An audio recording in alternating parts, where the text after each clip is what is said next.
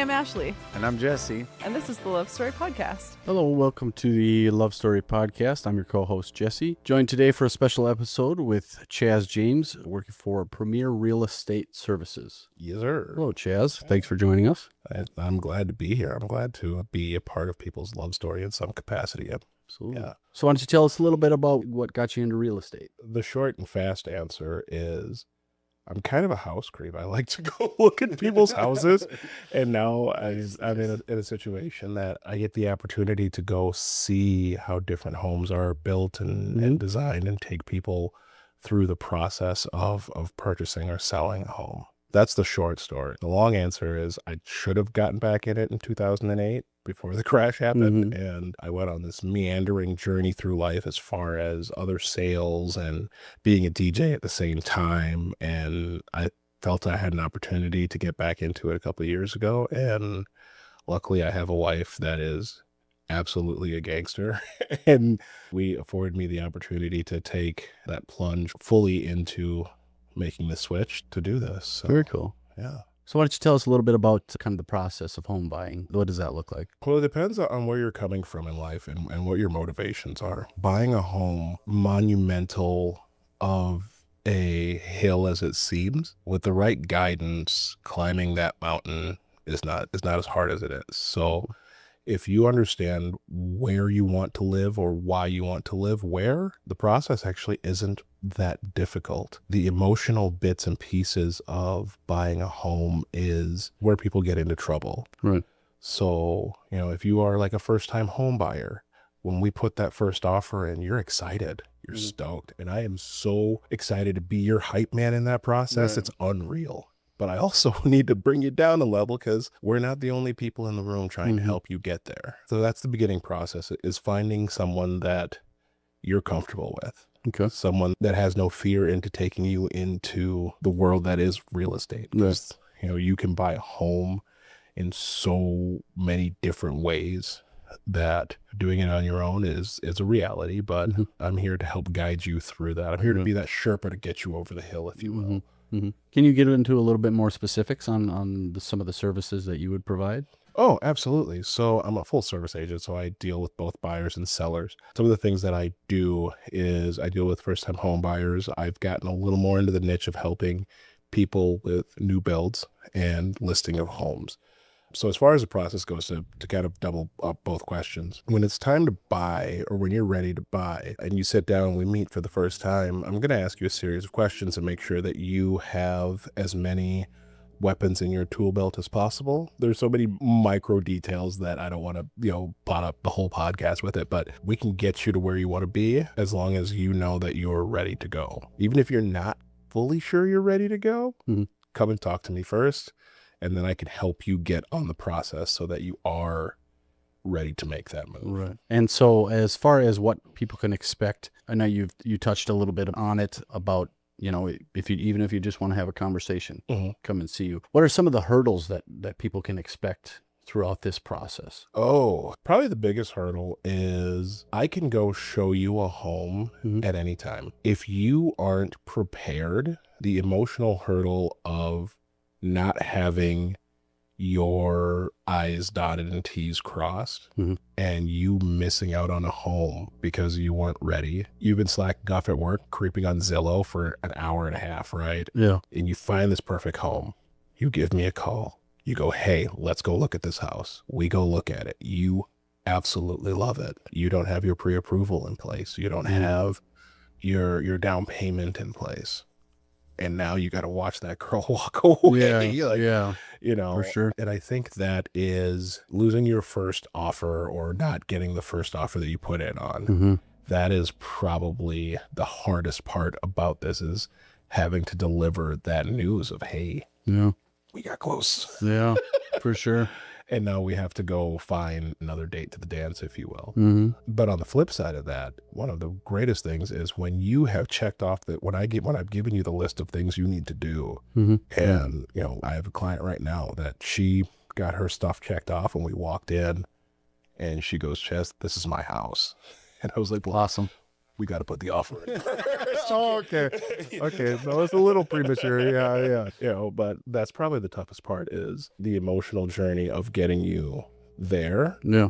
and understanding that you can go look at any time. But if you Mhm. don't have your I's dotted and T's crossed, Yeah. it can be an emotional toll. Right. How many years experience do you have? As far as customer service and sales, I've been a hustler a long time. Yeah. But as far as real estate goes, this is my 3rd year. Okay. So Okay. And have you seen a lot of sort of disappointment? Because I like where you're going with this, because it sounds like a love story, you know, with someone's home. Obviously, someone's home is a huge deal, huge emotional attachment involved. Have you seen a lot of that disappointment, a lot of those things? Are you usually able to bring it back and make things, you know, get people to where they want to be comfortably? I've had way more happy than I have had sad. It's just the sad moments really do stick out. Yeah, 'Cause, for you sure. know, we absolutely love this home. You've walked in and you started bringing furniture in mentally and painting walls, and you've called cousins that owe you favors and all these things. And then you get outbidded by somebody that went 30 points higher than what the house was worth. And that's a heartbreaker. And this is very much a love story, that the idea that there are some homes that you walk into and you can look at them and make a business decision easy. And then there are homes that you walk into and you just fall in love with. And as long as I can get you to the altar with that, then we're good to go. And actually, to go back to your other question before, probably the hardest part about this entire process isn't finding you a home. It's getting you to closing, climbing those different hurdles that come after an offer has been accepted. And those are things that people don't generally talk about. You know, they don't talk about, hey, we have to get it inspected. The inspector saw something. What do we do now? Or, hey, the appraisal came back. It came back lower.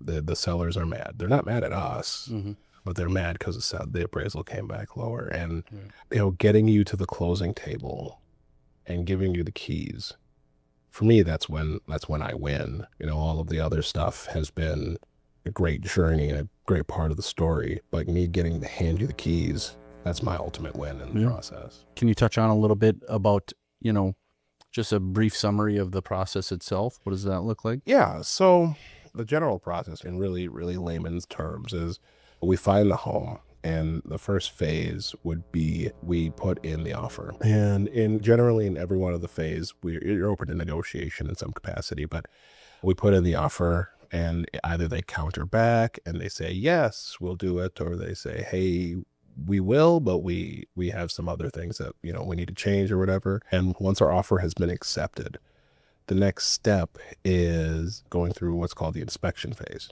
Okay. And so that's where, now you don't have to have an inspection, but I strongly suggest you get an inspection, because the inspection is for you.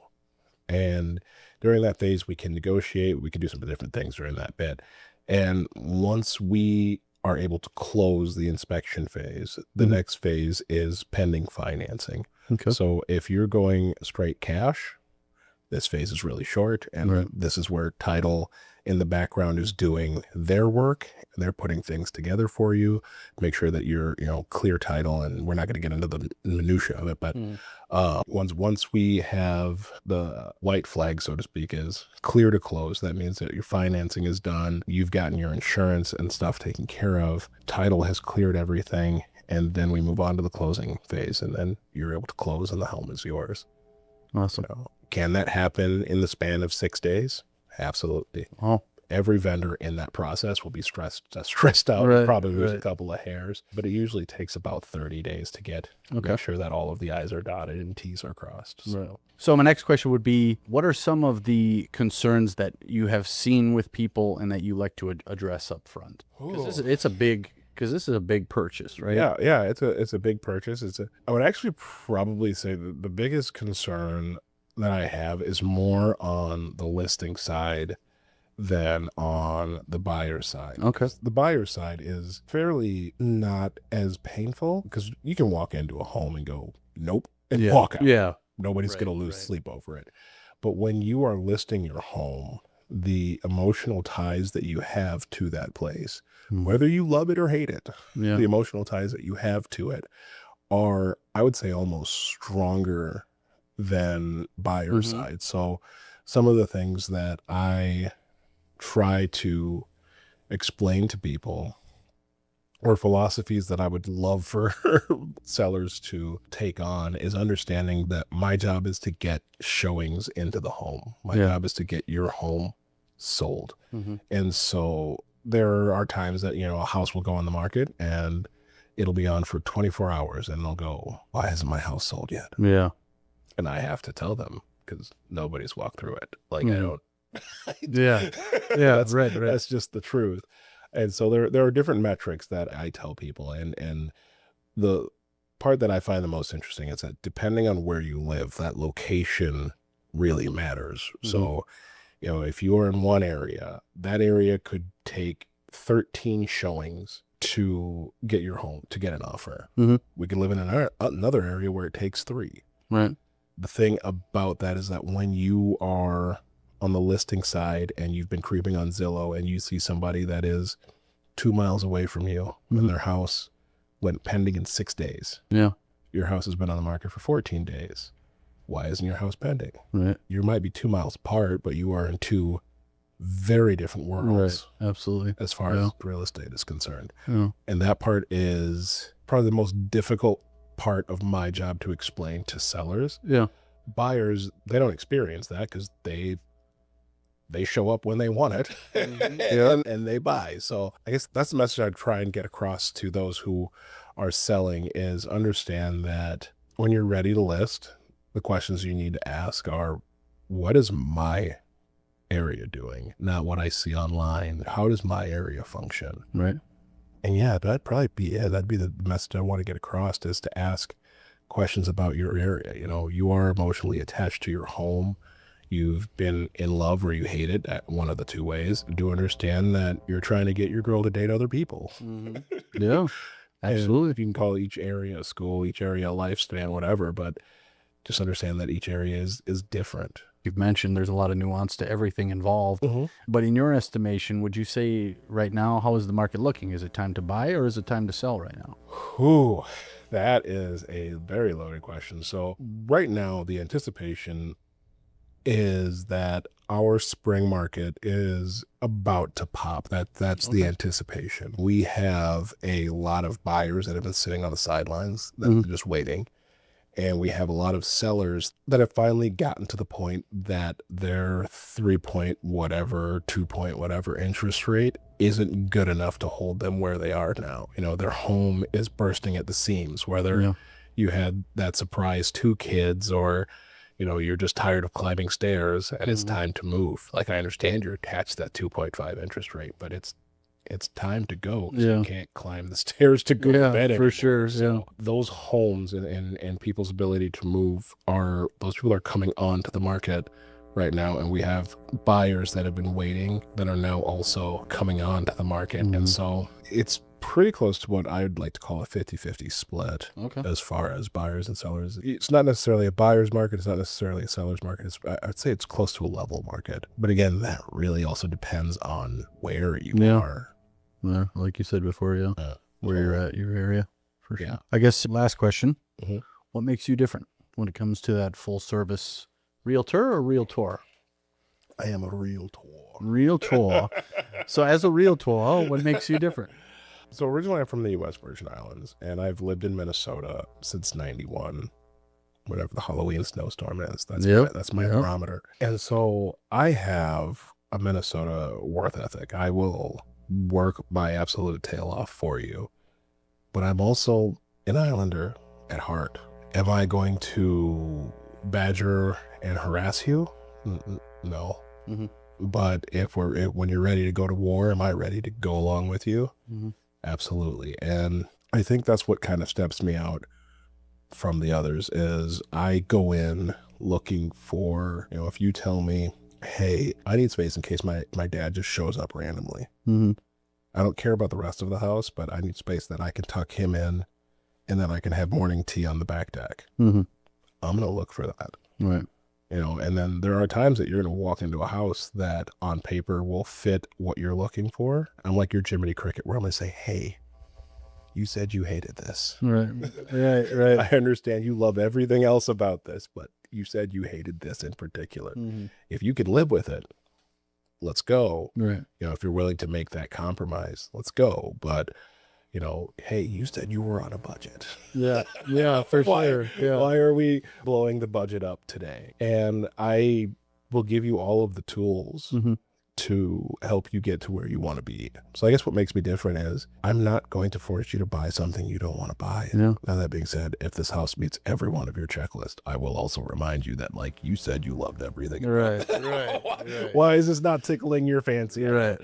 You know, so yeah, I guess that's what makes me different, is that my goal is to get you where you want to be. Mm-hmm. My moniker that I've been working on is I want to be your real estate hype man. And I mean that to the fullest. I want to hype up what you want to get after. Yeah. You know, if you want the shack with no bathroom on 70 acres, let's find you the shack with no bathroom on 70 acres. Mhm. I'm not coming to visit. Right. Right. Let's find that shack. Right. If you want a house in the Hamptons, let's get there. If you look down on a neighborhood because they've got their pinkies up, you don't have to live there. We'll find you a house somewhere else. Right. And that's where I am. Like I said, I want to be your real estate hype man Mhm. in every capacity. Well, Chaz, thanks for joining us. Yeah, thank you guys for having me. Let's get after it. Absolutely. Thank you for listening to this episode of the Love Story Podcast. Be sure to leave us a rating and review and subscribe so you don't miss any new episodes.